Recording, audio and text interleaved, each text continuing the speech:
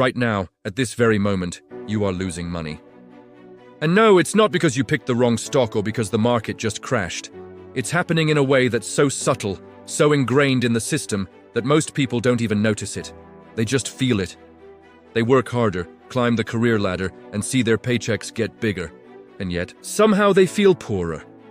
Have you ever felt that? Like you're running faster and faster on a treadmill, but you're not actually going anywhere. The reason is simple, but profound. True wealth isn't just about how much money you earn. It's about what that money can buy. It's about your purchasing power. Think about it. When prices rise slowly, it doesn't trigger alarm bells. You just adjust. The cost of your weekly groceries creeps up. Your electricity and gas bills get a little higher. The premium on your insurance policy increases. It's all just a part of life, right? But here's the critical part. Does your income keep up? For most people, the answer is no. Your salary might get a small bump once a year, but it rarely matches the real-world pace of rising costs. And that gap, that small, seemingly insignificant difference, is where you lose. It's not a sudden dramatic loss. It's a slow, continuous leak in your financial boat. Now here's something crucial to understand. Inflation doesn't treat everyone equally. It's like a silent tax that affects different people in very different ways. If you are someone who diligently saves and keeps most of your wealth in a cash savings account, you are on the losing end of this deal. Every day, the purchasing power of your hard-earned money is eroding. On the flip side, if you own assets, things like real estate, stocks, or businesses, their value often rises along with inflation, or even faster. This creates a silent, invisible divide in our society.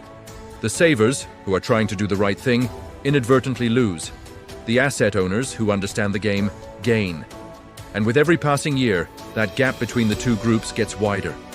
Many of us grew up with a very simple belief about money. If I earn more, I am wealthier. It seems logical, doesn't it? But it's one of the biggest financial illusions out there. Let's imagine you get a 3% raise at your job. You feel great, you celebrate, you feel like you're making progress. But what if during that same year, your overall cost of living, your rent, food, transportation, everything increases by 6%? You're actually moving backwards. Your income number is bigger, but your ability to live your life is smaller. It feels like progress, but it's not. It's a financial mirage, and millions of people are walking towards it, thinking they're getting closer to their goals when they're actually getting further away. And for many, there's another layer to this problem that makes things even worse: consumer debt. If you're carrying high-interest debt from credit cards or personal loans, you're getting hit twice. On one hand, inflation is chipping away at the value of your income. On the other hand, a significant chunk of that income is being sent straight to a lender in the form of interest payments. It's a double whammy. You're losing purchasing power, and you're losing actual money to interest. This is the core of how the system works. It rewards ownership, and it punishes consumption fueled by debt. So who wins in this scenario? The large institutions, the seasoned investors, the people who understand how money truly flows. They don't position themselves to be dependent solely on a salary. They're not just thinking about their next paycheck. They're thinking in terms of assets. They're playing the long game. They understand that while a salary is active income you work for, assets can generate passive income and grow in value over time, protecting them from the very inflation that erodes the wealth of others. That fundamental shift in thinking is what makes all the difference. Now, the purpose of this isn't to scare you or make you feel hopeless. It's the opposite. It's about creating awareness. It's about pulling back the curtain so you can see how the machine actually works. You don't need to be a Wall Street genius or take extreme, risky measures to change your trajectory.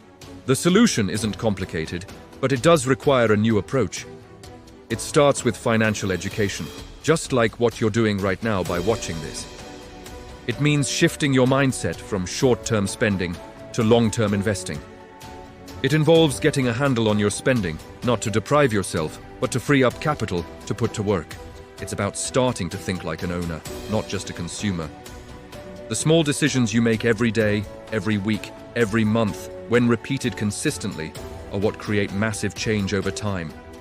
It's not about one big, heroic action. It's about the discipline of making slightly better choices again and again. You're not losing money because you're irresponsible or careless. You were losing money because the system is structured in a way that advantages certain strategies over others.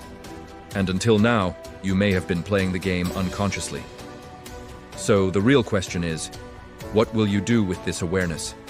Will you continue to let the system silently drain your wealth? Or will you start thinking strategically, learn the rules, and begin to build a future where the system works for you, not against you? The choice, as always, is yours.